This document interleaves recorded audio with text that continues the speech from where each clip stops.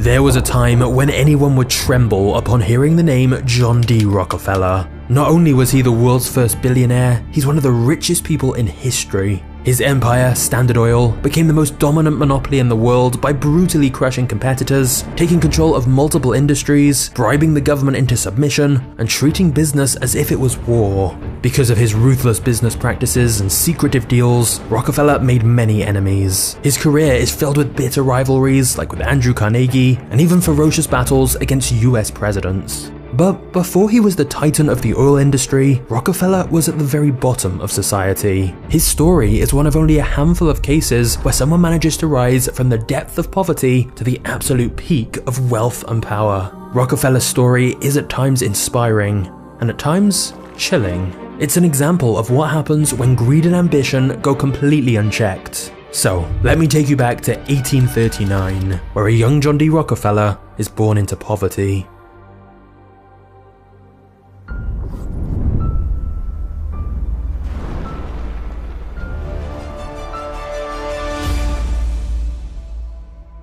In 1839, John D. Rockefeller was the first child born into a family of peasant farmers with no cash to spare. In his small town of less than 1,000, the most mysterious character to be found was undoubtedly John's father, who was known as Devil Bill. Instead of helping on the family farm, Bill did just about anything else. He was an athlete, ventriloquist, hunter, hypnotist, and even an animal trainer. Once he won a bear in a competition, kept it as a pet, and taught it to do tricks. Bill did a little of this, a little of that, but not much of anything. Bill would also spontaneously skip town in the middle of the night, leaving John and his siblings to fend for themselves for weeks or even months, only to reappear in a luxurious carriage and shower John and his siblings with toys and gifts. And this confused John, because his family lived in a crumbling old house, wore tattered clothes, and they were hungry and cold every night. They lived a pitiful life, with these occasional bouts of luxury when his father returned. And the reason for that was because Bill lived a secret double life as a con artist. Whenever he disappeared, Bill changed his name from William Rockefeller to Dr. William Livingston, and travelled from town to town selling useless herbal remedies and potions to the sick and desperate. Because Bill was usually far away running scams, John's mother enlisted John's help working at the farm, where she instilled a strong religious faith and sense of duty in him whilst they ploughed the fields. For a boy younger than 10, balancing school and farming was backbreaking, but it taught him the value of discipline and hard work. John was proud to be helping his family out. In fact, he even started coming up with other ways to make money. For example, John once followed a wild turkey into the woods, stole its eggs, and raised the hatchlings. When they matured into turkeys, John sold some of them for a tidy profit, and kept the rest so he could get more eggs and repeat the process.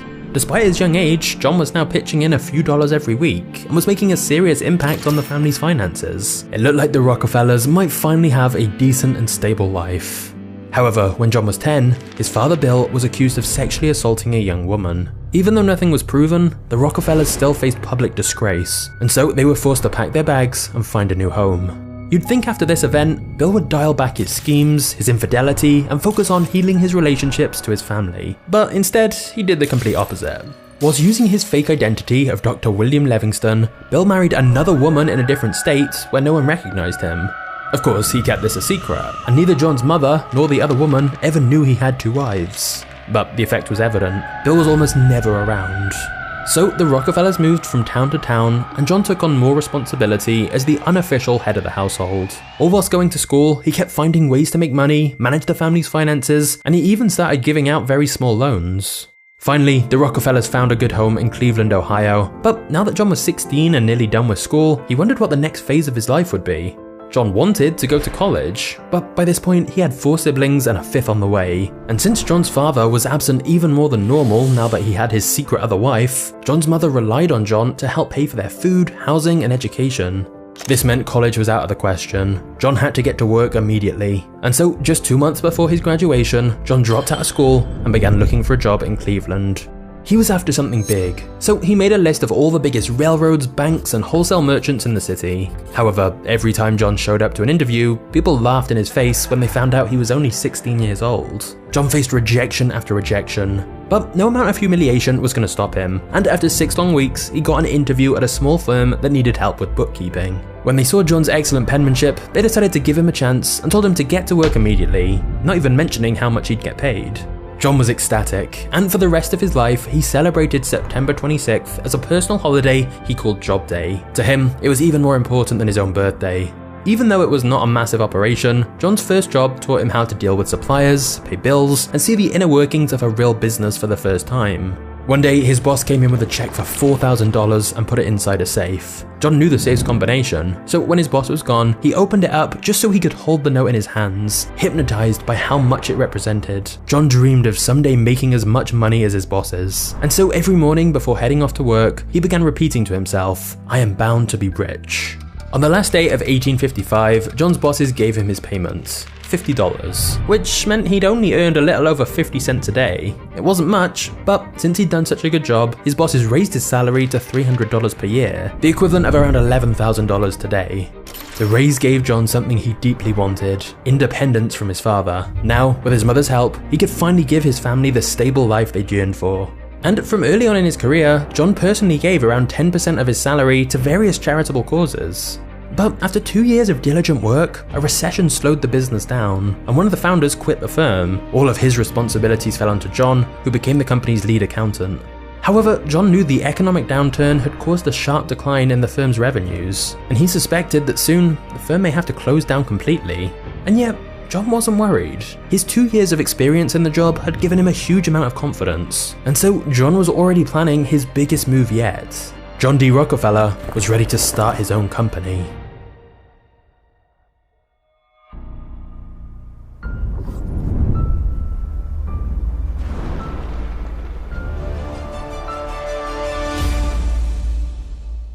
During his first job, John had become friends with Maurice Clark, a 28-year-old chemist who worked down the street from him. Even though John was just 18 years old at this point, he'd developed a good reputation as a bookkeeper in Cleveland, and one day Maurice told him he was planning on starting a produce business, and suggested that they partner up together. After saving up a bit of money, they formed Clark and Rockefeller, and got to work buying and reselling grain, fish, beans, meat, and other foods. It was tough at first. John and Maurice were often exhausted from looking for customers out on the road, but owning their own business gave them immense pride. And even though he was a bit shy and quiet at first, John was a capable salesman. Because he was so mature, everyone called him Mr. Rockefeller. The older men in the industry easily trusted him, and the list of clients at Clark and Rockefeller quickly grew. In fact, their biggest problem was that they didn't have the capital needed to scale the business and handle even more clients. But John and Maurice found a smart way to solve this problem. If they wanted to seek a $5,000 loan, they would go around Cleveland saying their firm was looking to invest $10,000, very publicly giving the impression that they had plenty of cash. This simple trick meant the banks were more willing to give them money. And the extra loans they got put them in a great position when the American Civil War broke out, as business picked up even more. As a devout Baptist, John was very strongly opposed to slavery, so he wanted the Union to win the war. However, John was still responsible for feeding his family of 6, and if he stopped working, they wouldn't have any income. So instead of serving in the army himself, John paid $300 for a substitute and even paid to equip several more Union soldiers.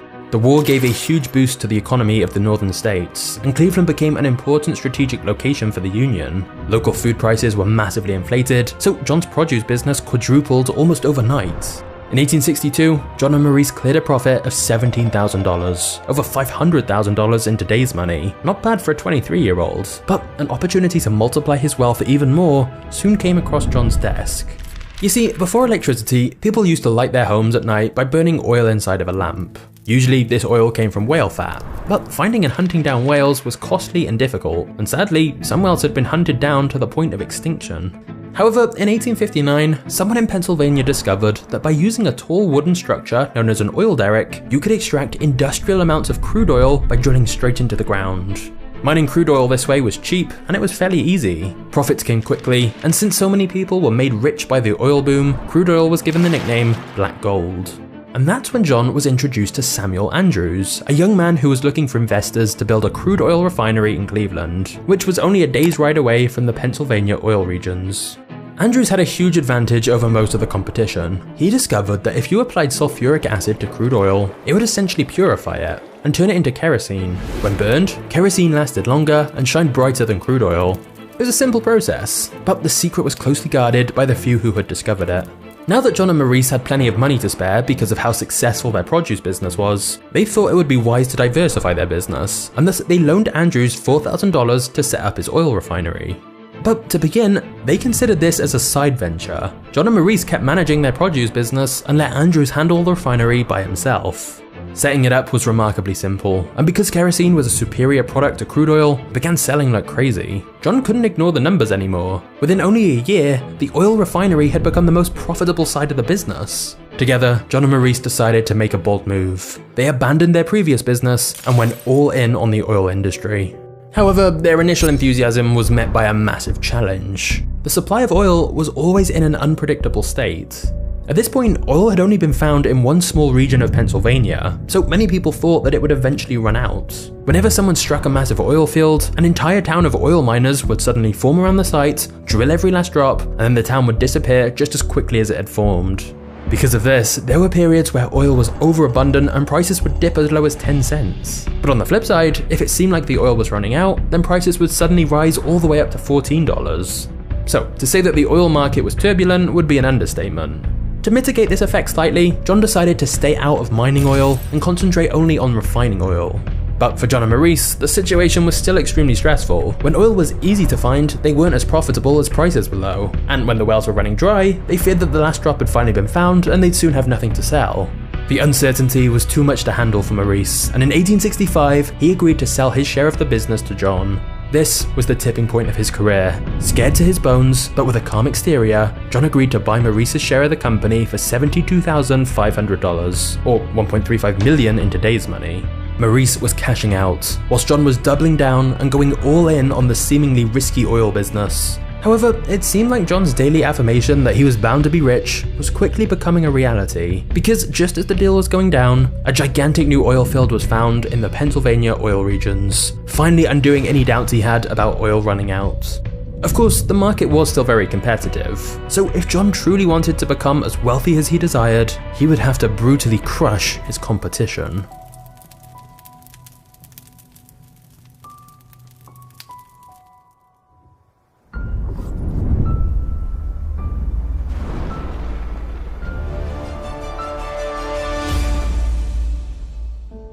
The year before buying his business partner's share of the company, John married a woman who shared his religious devotion. Even though he was now making good money, John bought a modest house in Cleveland where they began to raise a family. So with his home life in order and the northern economy booming after the Union Army won the Civil War, everything was ready for John to begin building his empire. Now that his partner was gone, John rebranded the company under a new name, Standard Oil, and he got to work building a second refinery and began exporting kerosene to Europe. John was confident that the oil industry would make him extremely rich, but it quickly became apparent that he needed some help. So John took on a new partner to help him run the company, a man named Henry Flagler, and the two men were remarkably similar. Like John, Henry wasn't interested in making a little money. He wanted to build an empire. That's why when John told him about his ambitious plans for Standard Oil, Henry was all in. He was also just as religious, disciplined, and determined as John. In fact, perhaps their only difference was that Henry was even more ruthless when it came to doing business. Henry approached business the same way he would approach war. The only way to win was to completely crush your enemy, and so John adopted this philosophy as well. You see, competition in the oil refining industry was quickly turning warlike. Now that others had uncovered how simple the refining process really was, Rockefeller's product was no longer unique. New brands of kerosene were popping up all over the market. So John and Henry began scheming and decided to form strategic alliances that would not only boost Standard Oil's profits, but also hurt their competitors at the same time. One example of this was when John secretly colluded with the railroads to get better transportation costs than all their competitors. At the time, oil was transported from one place to the other by an extensive network of trains, mostly dominated by three railroad companies: the New York Central, the Erie, and the most powerful company in America at the time, the Pennsylvania Railroad. Because of the way their routes were laid out, it was beneficial for the New York Central and the Erie railroads to carry oil to refineries in Cleveland. But for the Pennsylvania Railroad, it was more profitable to carry oil directly to New York City or Philadelphia. So the Pennsylvania Railroad declared that Cleveland would be wiped out as a refining center, and they pulled out of the city completely. After this news that the largest railroad was leaving the city, many refineries in Cleveland left the city too. This was a disaster for the New York Central and Erie railroads, who had made sizable investments in Cleveland, and they were now losing customers. So instead of joining the panicking crowd and leaving Cleveland, John saw that the Erie and New York Central railroads were in dire need for business, and he decided to use their desperation to his advantage. In exchange for a consistent flow of oil through their networks, John negotiated a deal with the Erie in which Standard Oil would get a 75% discount on the railroad's official shipping costs. And in exchange for a daily order of 60 carloads of refined oil, John negotiated another deal with the New York Central Railroad to pay $1.65 per barrel shipped, when the official rate was $2.40. So, with both railroads, John now had extremely favourable rates secured. And even though the railroads were reluctant to accept these lower prices, the guaranteed consistent shipments were irresistible to them. In fact, since these railroads went from shipping all sorts of things to focusing just on oil, they could simplify their operations and boost their profits. So it was win-win for everyone. Well, except for the Pennsylvania Railroad and Standard Oil's competitors. Because of the deal, Cleveland became the largest refining center in the country, and since the Pennsylvania Railroad had abandoned the city, it was at a steep disadvantage when trying to revive their business there. And of course, the discounts John had negotiated with the railways, known as railroad rebates, were kept a secret to Standard Oil's competitors, and so all the other oil businesses would have to pay the full price to transport their oil on the very same trains. And here's the thing, because John knew for a fact that his costs were now lower than all his competitors, he was able to trigger a price war. John would lower the price of his oil so that his competitors would have to do the same in order to remain competitive in the market. But since John knew his competitors were paying more than him to transport the oil and thus had higher costs, even if they charged the same price for their oil, John was still making more profit. He knew his competitors wouldn't be able to survive. So John kept slashing the prices, and eventually the price would go so low that some competitors would go bankrupt. Once they went bust, Standard Oil would have way less competition, so John could bump up the price again and charge even more than he did originally. It was brutal, but it was extremely effective. Now, John knew these railroad rebates were morally dubious. They gave bigger businesses hugely preferential treatment over smaller ones. However, it would be over a decade before any antitrust laws were passed to prevent these kind of monopolistic practices, so legally, John wasn't doing anything wrong, and thus, in the meantime, this warlike strategy to crush competitors was paying off, and Standard Oil raked in enormous profits. However, there was one major problem. The massive surplus of oil meant oil prices had fallen as low as $2.40 per barrel, and as more oil fields were found in Pennsylvania, it seemed that the price would continue to fall. The remaining competition was barely hanging on. In fact, John estimated that around 90% of oil refiners were actually losing money. But John began to fear that his individual success could be overshadowed by a total collapse of the entire oil industry. John was convinced that if they were facing a system-wide problem, they needed to find a system-wide solution for it.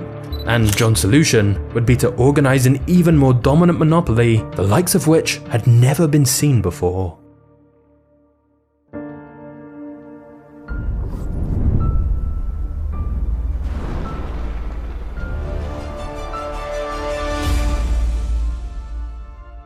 By 1872, John and Henry were ruthlessly expanding Standard Oil, but oil prices had dropped another 25%. They knew if they didn't do something soon, the entire industry could collapse and they would fall right along with it.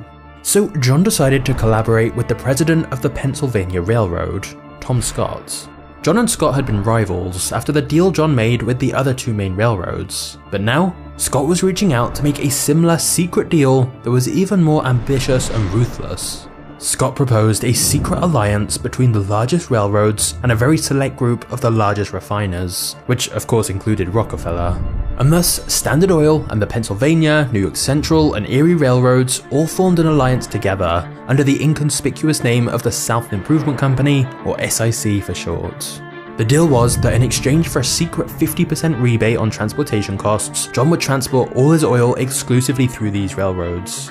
But John wasn't content with just getting benefits for himself. He designed the deal to be devastating for his competition. For example, when anyone outside of this secret alliance transported kerosene through these railroads, Standard Oil would receive a 50% rebate from the cost of their shipments as well. These were known as drawbacks, and they meant that Standard Oil's competitors would not only be paying higher prices to transport their oil on the same railroads, but some of that money would be going directly to Rockefeller.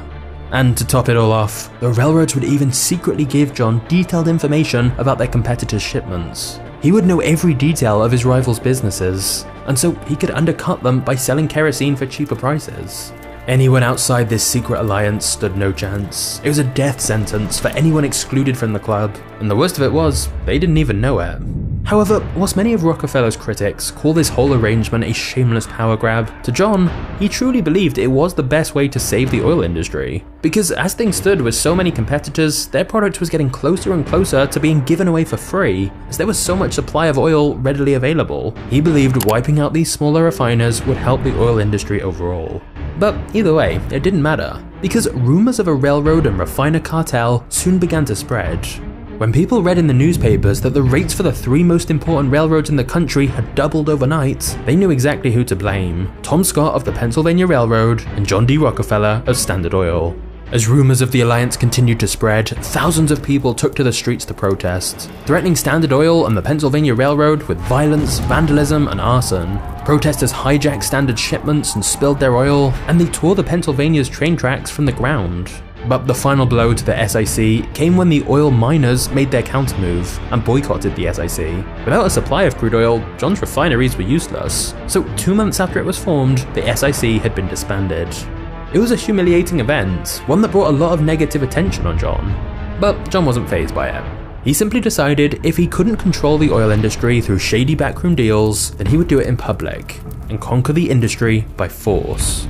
John wanted to bring as many refineries under Standard Oil as he could, and to his surprise, the SIC fiasco had actually caused one important change in the industry. Despite the very public fallout of the SIC alliance, there were still whispers of a secret railroad and refiner cartel, with many people paranoid that there must still be some kind of secret deal in place between the big railroads and the big refiners. Even though there wasn't, the rumors spread everywhere.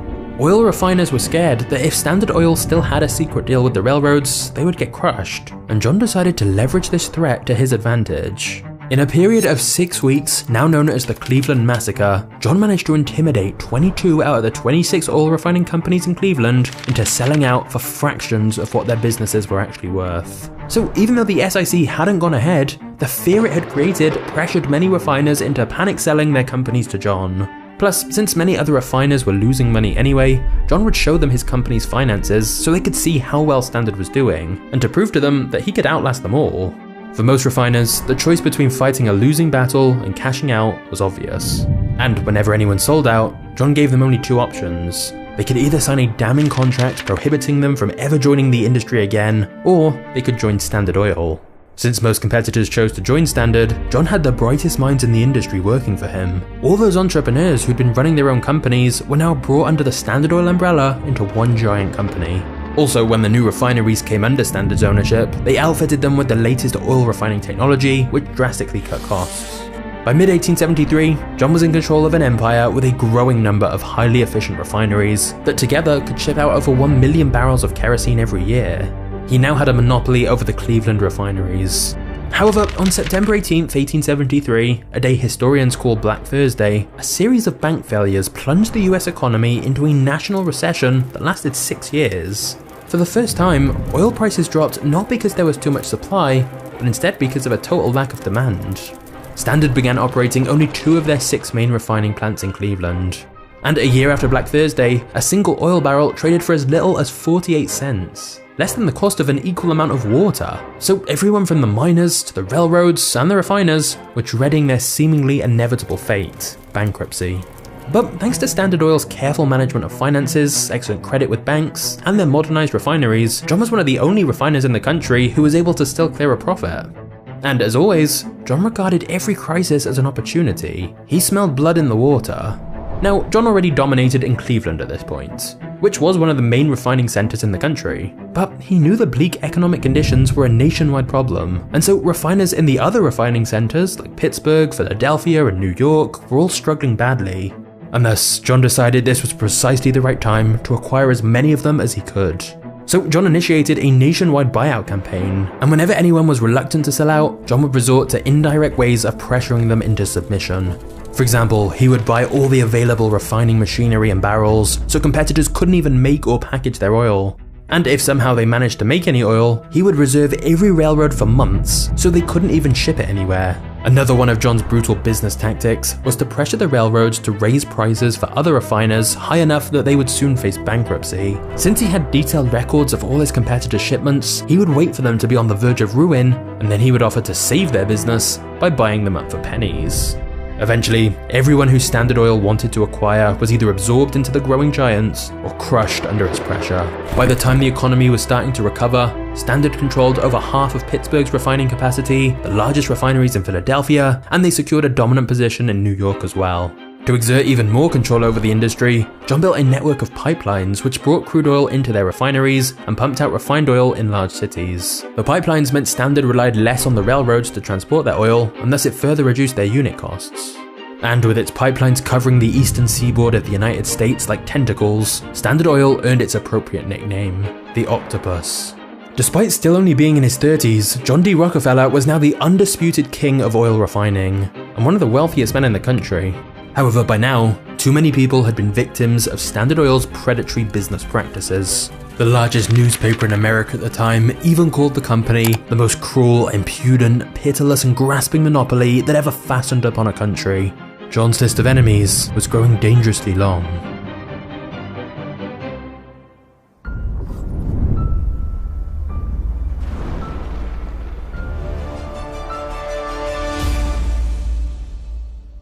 For the railroad companies, the oil industry was a tremendous source of business, as miners needed to get oil from wells to refineries, and refiners then needed to get it to the big cities. However, when Standard Oil began laying a vast network of pipelines all across America's eastern shore, the railroad companies were faced with the fact that one of their most important customers was making them obsolete.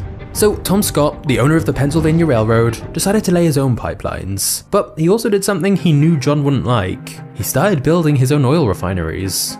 Now, Scott was in direct competition with John, so John interpreted this as declaration of war. He decided to launch an all-out attack against America's most powerful company.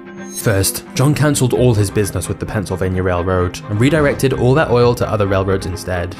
Then, John lowered the price of Standard Oil kerosene, which meant that competitors had to do the same, thus reducing their profit margins and decreasing the shipment orders on the Pennsylvania Railroad. And finally, John convinced the New York Central and Erie railroads to lower their shipping fees drastically for everyone to make sure the Pennsylvania Railroad lost even more business. And these strategies most definitely worked. To compete with all this, the Pennsylvania Railroad literally had to pay refiners to transport oil for them. Scott also had to lay off hundreds of his employees and reduce the salaries of those who stayed by 20%. But John's attack didn't just affect the Pennsylvania Railroad. Another big railroad, the B&O, had to make similar layoffs and wage cuts, and thus John's attack on the Pennsylvania Railroad inadvertently caused one of the most violent labor strikes in American history. Dozens of people died in the commotion, and in Pittsburgh alone, the Pennsylvania Railroad lost 500 freight cars, 120 locomotives, and 27 buildings after they were torched by protesters. Even John started to get concerned by the chaos that was unfolding. Before long, the Pennsylvania Railroad, a Goliath once thought to be invincible, had lost the battle against Standard Oil, and Tom Scott was more than ready to surrender. Scott was in a desperate position, and John's business partner Henry, who saw business as war, saw this as an opportunity to crush him totally. But John had a better idea, and instead moved to coordinate a massive deal with the railroads. John agreed to help the Pennsylvania Railroad survive by guaranteeing 47% of Standard's traffic to them. The New York Central, the Erie, and the B&O got the rest of it. In exchange for the steady source of shipments, John demanded a very large secret rebate on the Pennsylvania's official rates, he demanded even more detailed information about their competitors' shipments, and he wanted 20 cents for every single barrel that passed through any of the railroads as well. A lot of this was similar to the secret alliance that had been proposed before, but this time John was the one who held the balance of power and could basically demand what he wanted. The railroads had little choice. And thus, the deal effectively made John one of the most powerful men in America. John basically now owned the railroads, he essentially controlled the oil industry, and had an all-seeing eye into every one of his competitors. He completely dominated Cleveland, Pittsburgh, and Philadelphia, and there were only a few scattered refineries in New York that weren't his. Standard Oil was now in control of about 90% of the entire oil refining industry. However, as for John's rival, Tom Scott, even though John had technically now struck up a deal with his company, the Pennsylvania Railroad never regained its footing, and Scott personally never recovered from his humiliating defeats. Just a year later, Scott suffered from a stroke and died shortly after. What's interesting here is that many years earlier, Tom Scott had been the mentor to a young Andrew Carnegie, who was to the steel industry what John was to the oil industry. Carnegie blamed the death of his beloved mentor on John, and thus a rivalry was born between Carnegie and Rockefeller, the king of oil versus the king of steel. The rivalry between these two titans of industry would intensify as time went on, but for now, both men were determined to become wealthier than the other.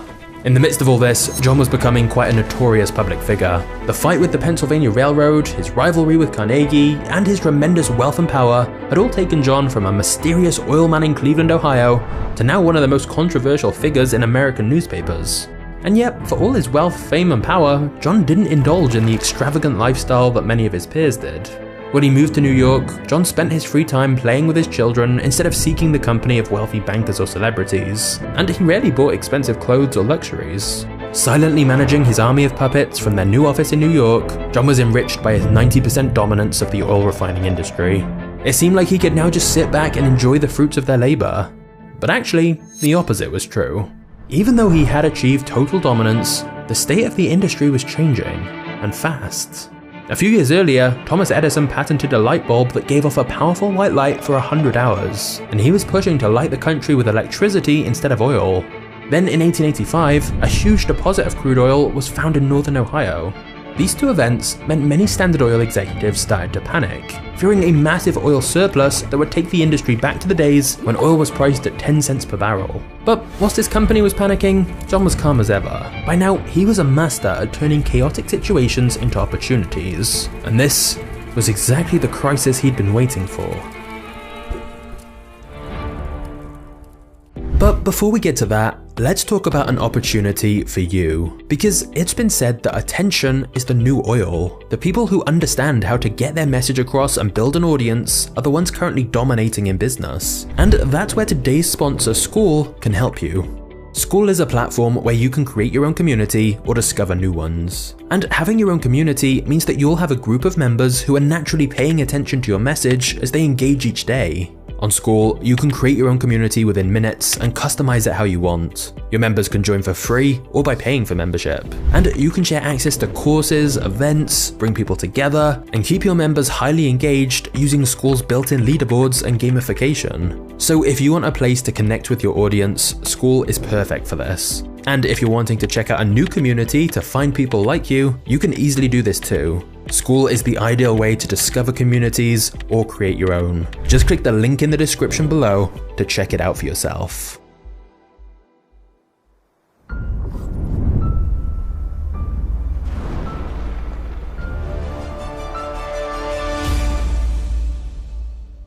Up until this point, Standard Oil had only focused on refining oil. John had been pursuing horizontal integration, taking over other refining companies who did the same thing he did. But John knew that the discovery of oil in Ohio would change the oil industry, and he wanted to ensure his company profited from Ohio's new oil fields. So this was just the excuse he needed to begin radical plans for vertical integration, where Standard Oil would now be involved in every step of the supply chain. John essentially wanted to cut out any middlemen and control the entire oil industry himself, from oil wells to refineries to transportation, storage, and distribution.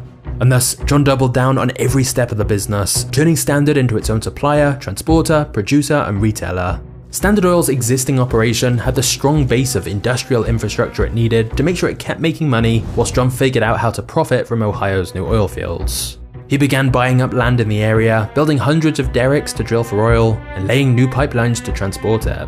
However, it quickly became clear that Ohio's oil had one glaring problem. Even after it was refined, it had such a terrible smell that people called it skunk oil, and so nobody wanted to buy it, and it traded for as low as 15 cents per barrel. Almost everyone else gave up trying to sell the skunk oil immediately, but instead, John hired a team of chemists to study the skunk oil, and within a year, they'd found a way to remove the sulfur in the oil which had been causing the terrible smell.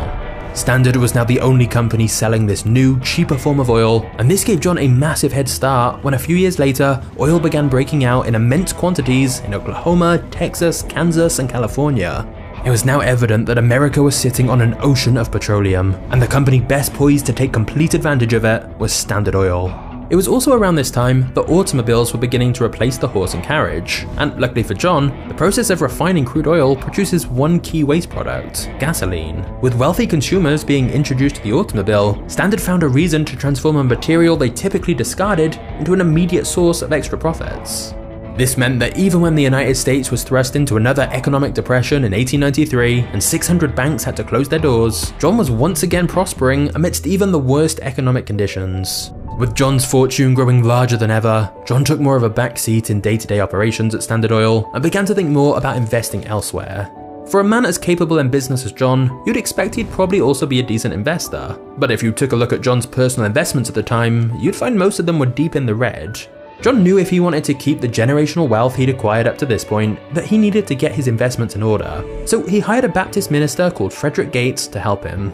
Now, it's impossible to know what John was thinking when he hired a former priest to administer his fortune. But years later, when John was asked who was the greatest businessman he'd ever met, he pointed to Frederick. And there's no doubt Frederick helped grow John's fortune much larger with a series of strategic investments. It was also around this time that John's son, John Jr., graduated from university, and John thought it would be a good idea to have Jr. learn from Frederick. Frederick taught Jr. how to invest, how to negotiate, and before long, the two of them had turned John's laughable portfolio into a wealth multiplication machine. It was at this point that John told them to start making huge investments in other industries, like buying up railroad companies, which would come in handy later. But the most critical of these investments was a long strip of land in Minnesota, known as the Mesabi Mountain Range. In this territory was a 120-mile-long vein of the highest quality iron ore found to date, potentially the largest in North America. Now, iron is the main ingredient needed to produce another important material, steel. So when Andrew Carnegie, the Steel King, heard this news, he feared that John was planning to compete against him in the steel business. And in fact, John had been planning to do this for a long time. Up until now, Rockefeller and Carnegie's rivalry had really only been about who was wealthier, but now they were in an open battle in Carnegie's territory. John was no longer content dominating the oil industry, he was now coming after the steel industry.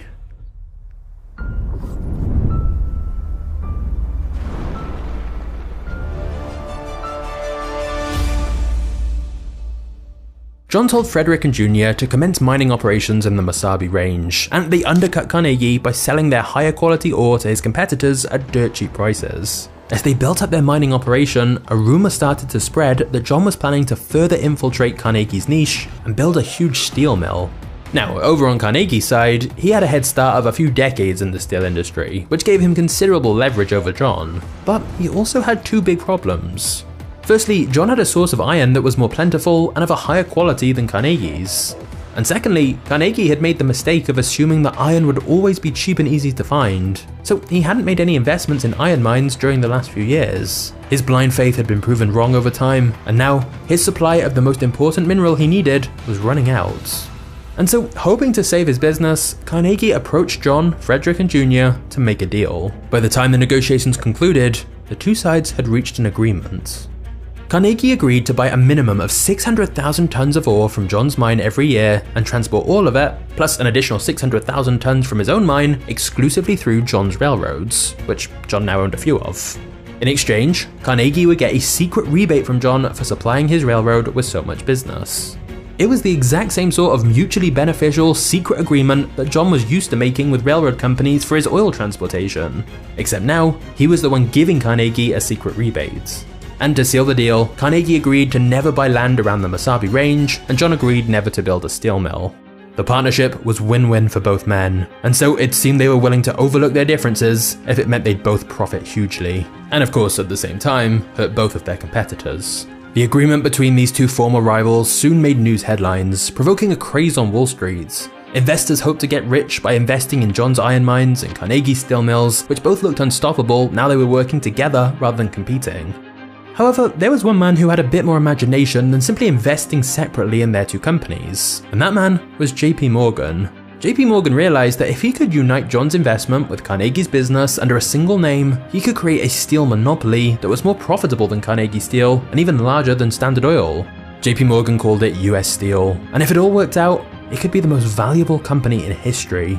So JP Morgan approached John and asked him how much he would sell the Mesabi iron mines for. But to his surprise, John said that Morgan should talk with his 27-year-old son, John Jr. JP Morgan assumed he'd be dealing with a rookie. How much could this 27-year-old really know?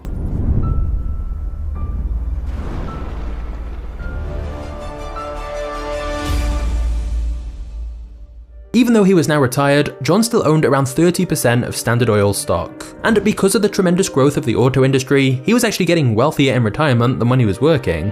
However, because of their brutal business practices, Standard now had such a negative public image that US President Theodore Roosevelt saw it as the perfect target to fight against in his rise to power. Now, this wasn't the first time he tried. Previously, Roosevelt passed a bill that punished railroad rebates. But it really wasn't enough to get the public excited, and the end of his first presidential term was coming up.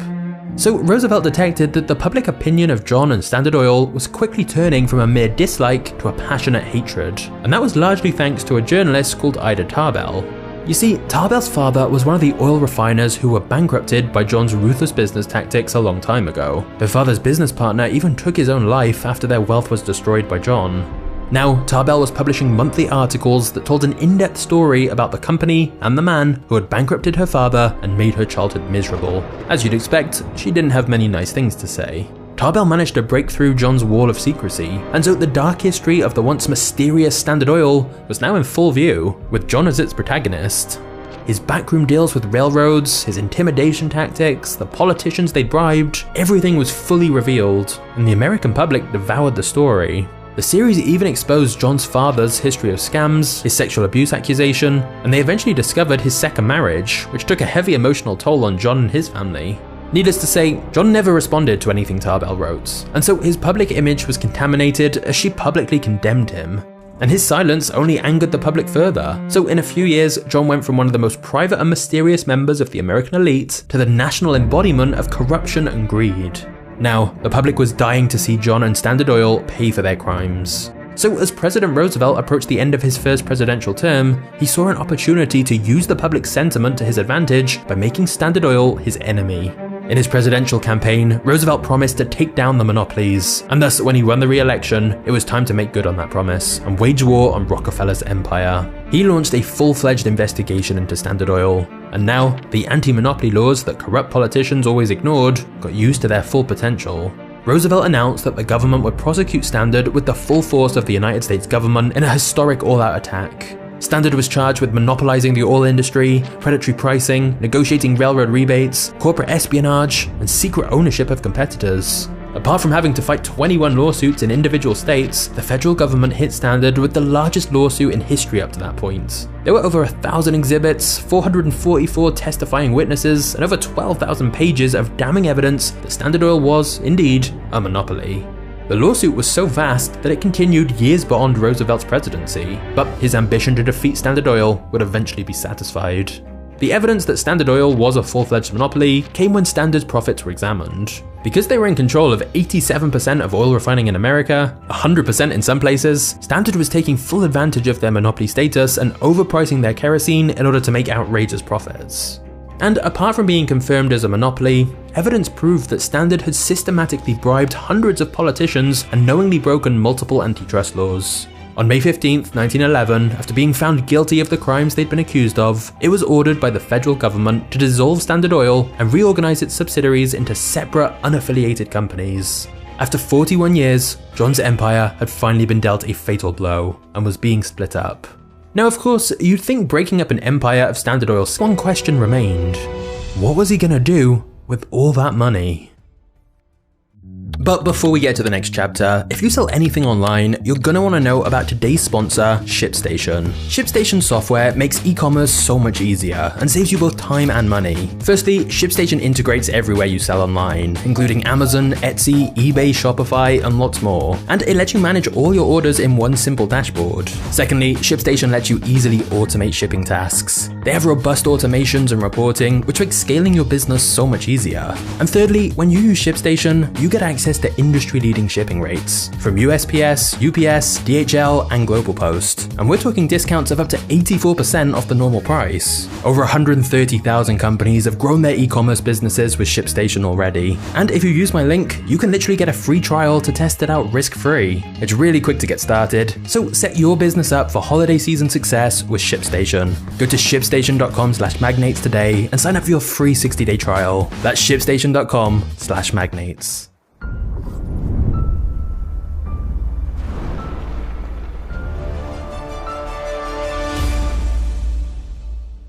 John was the wealthiest man in the world, and now that he was retired and that his old company had been dissolved, he decided to dedicate the rest of his life to philanthropy.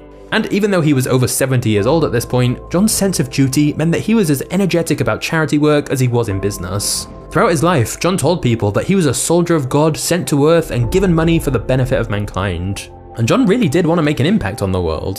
And to be fair, ever since John got his first paycheck, John had given various organizations at least 10% of the money he made. And even when his sizable donations were publicly labeled as just ways to improve his image, John continued to give away a lot of money anonymously as well.